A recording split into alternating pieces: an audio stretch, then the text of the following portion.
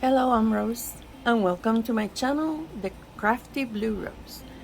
Today I'm filming the third video about in the how-to series.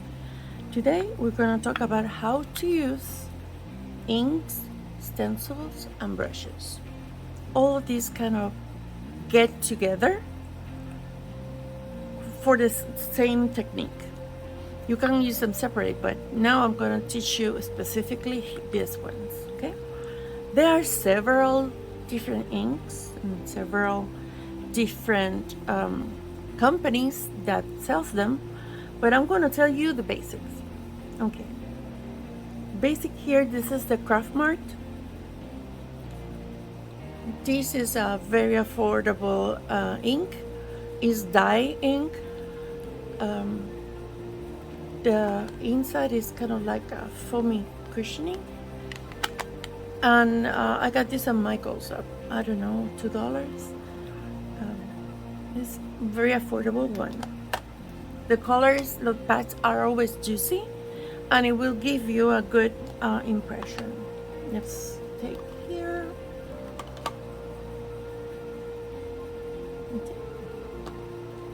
Just a good impression. The other one is, these are Craft Mart as well, but this is washable. Kind of for the inks for kids. It's the foam as well. And yeah, it has good cover. This company is Colorbox. This is a pigment ink. Pigment is an ink that is more, I would say, dense, and it will take more time to dry. That is why some people like this, to use these kinds of inks, the pigments, for hot embossing, because it takes a long time. This is a white one, so if you combine this with a clear embossing powder, you will get white effects. These ones, I don't know if the company is still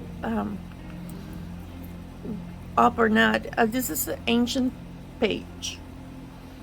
This specific block is more than 15 years old,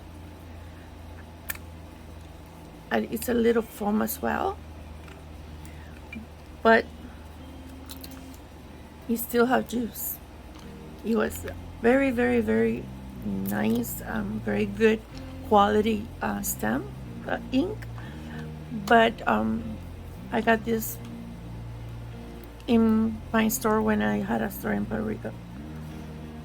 The other ones is, this one was for Marvy. It's dye as well, and it's also retains the ink for longer. I also had this one. I'm not sure. This is Marvy. I'm not sure if they are selling these inks as well. This one is the Strex Oxide.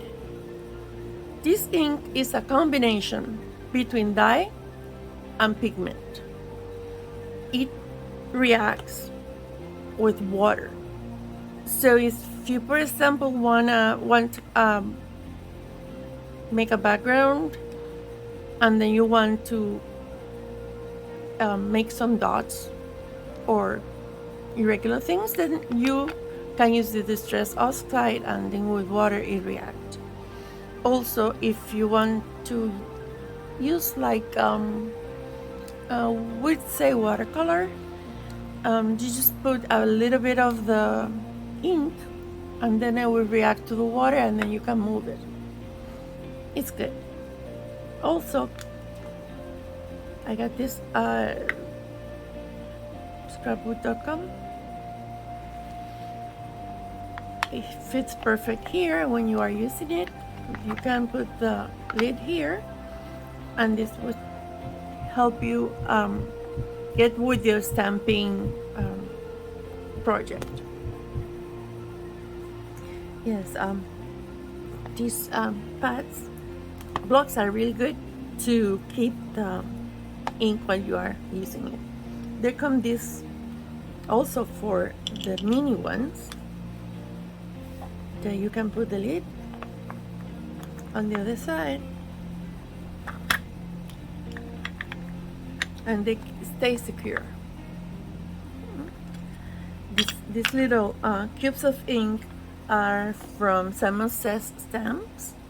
They are a hybrid as well, and they sell them in packs of 4, like this. You can check because normally all those inks can be used together because it's kind of in the same pigment and same color family. Nice. Now we have the Stasson, which is a solvent ink. This is called a solvent because it can stamp in almost any surface, and it doesn't run or smudge if you want to use your Copic markers or any alcohol-based markers. This you just stamp an image, and then you can just color with whatever markers you want. If you want to use pencil or everything, it will also stamp on wood, stamp on glass, and stamp on acetate, almost any surface. I recommend you to use it a little bit before finishing your project because you need to understand the way the ink works in different surfaces. It comes here so it won't dry as fast, and it comes in different colors. This is stone gray. There is also jet black, different other inks with Stasson that you can get, right? This one, it's glue pad. It's a pad that you can use. Need to stamp something, it will be glue. You can use it if you want to attach an intricate die cut or ephemera or different things that you may do without cutting with your Cricut or Big Shot. And if it's a little bit intricate and it's difficult to put glue on the back, you can use the pad. Okay, this is it's stamping. It's clear, and you put the stamp, and then you stamp in your paper, and then it's ready to receive the embossing powder. But this is clear. It's not that the other one that's white, it's just clear. So you can use any embossing powder in any color. Okay? And this is the same family of the top bus as different mark. This is the embossing ink as well as the other one. Okay? Okay, now my saving budget, I made my own swatch, right? This has the name of the ink, the company that makes it, and the kind of ink that it is. And then I put out smudge there, right? So then I made this other one. It says Kelly Green from Craft Smart Ink, and the color is this.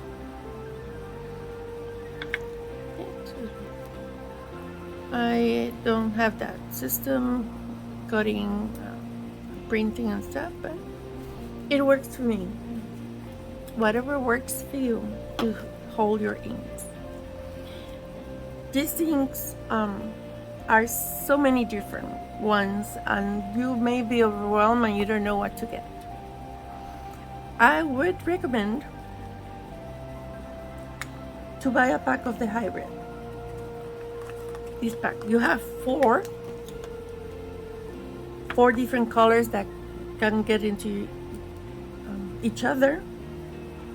So this, you start with the four of the hybrid family from, say, Simon Says stamps, and then you should get a black, like a Stasson, so you can ink and paint anywhere, and a brown one, brown or green, for leaves and twigs.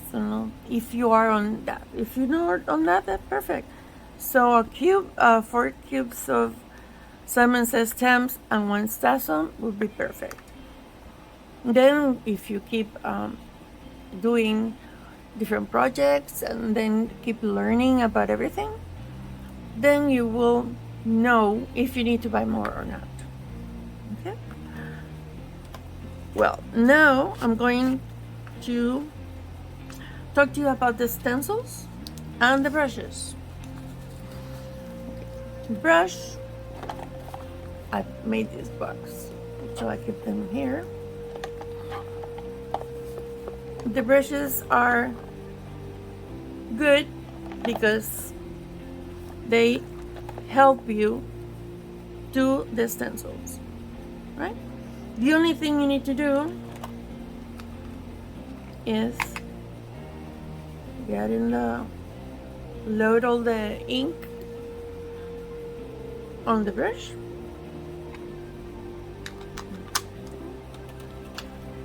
and there start very light, and then if you think that is good, then you can apply more pressure. See, you can obtain and make shadow the ink more saturated or less, and it will give you the impression of 2 different inks. Okay, but these are they come like this, and if you see, this is a little brush. It looks like it's a pad, but no, it's little bristles, very close together. So I'm going to show you what you can do with this.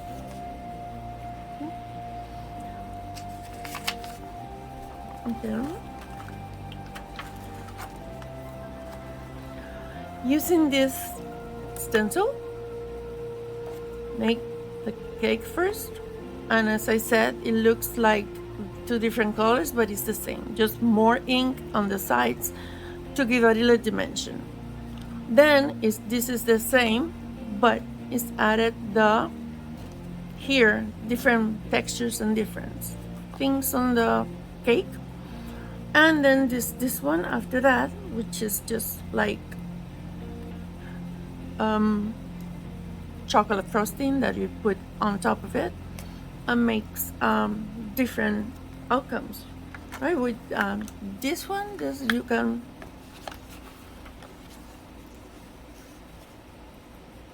can just mix and match. Maybe it would be only this or only the frosting. It can be brown to make chocolate cake. So this is the difference, the different things that you can do with this kind of stencils. Okay, there's another kind of stencils that is like this. These ones. This from Craft Treat, and then I have the flowers and the tips. That is like this is just one color, and then when you add the tips, it becomes like this. Like on the tips it's a little darker, and on the circle it's a little darker. And that is obtained with this kind of templates or stencils. Also, this it's a handmade one. I like this image. I just printed it, cut it, printed it, and then after printing it, I put a coat of glossy this paper that you use that is glossy on the top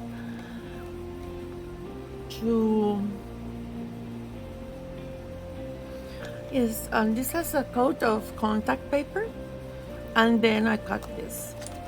I recommend the glossy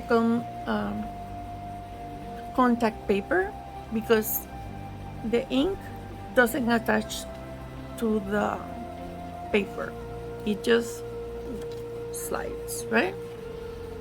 So I made this one, and I also made the little one. So I'm going to show you on the middle one things that you can do. Okay, so it's like this. Let's do with this one so it will look like fall leaf. Okay, first of all, with this, it's just like any stencil.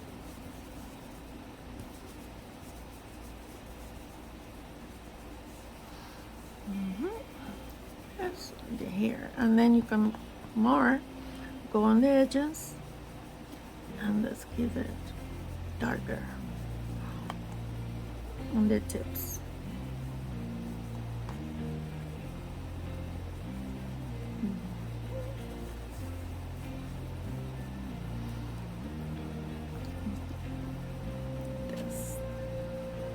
Now, this microfiber rag, I recommend them. They're really good for cleaning your brushes and cleaning your stencils. You see? It just goes away. And you can use the center that you cut out and ink that too.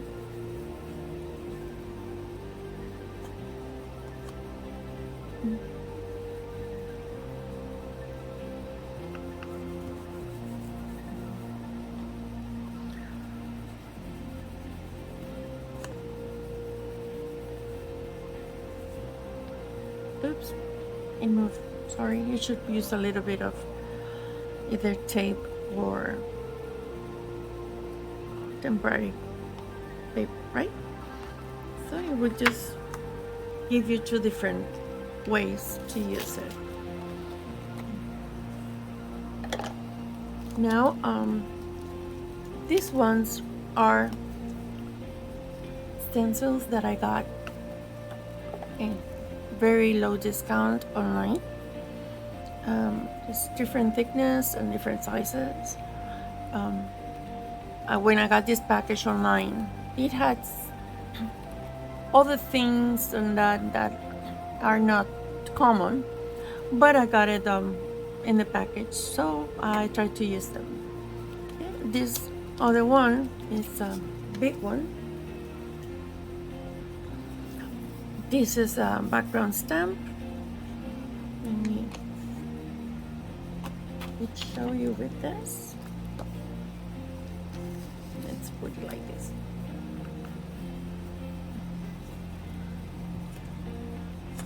When you're working with this, it's recommended that you either tape them or get a magnetic plate, and with magnets keep it in place. I would show that you in one of the next classes. Let's work with the oxide.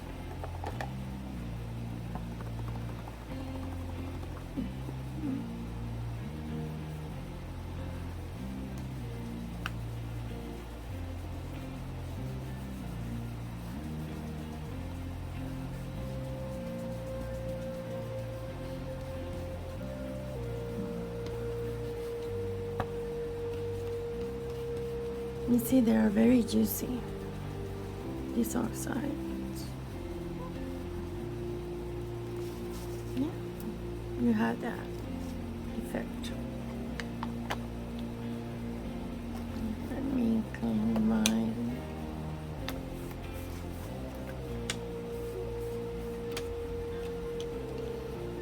brush. Now this is what we did. Now we're going to move the stencil a little bit to the side. You see? It's just like midnight crescent moon. Yes.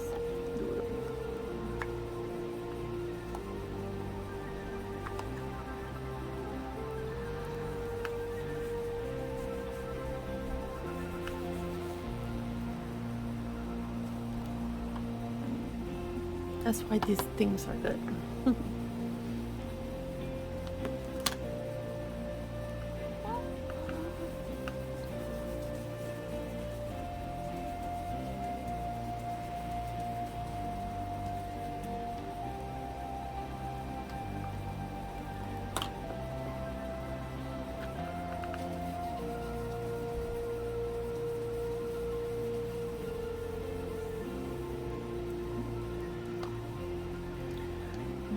It's good.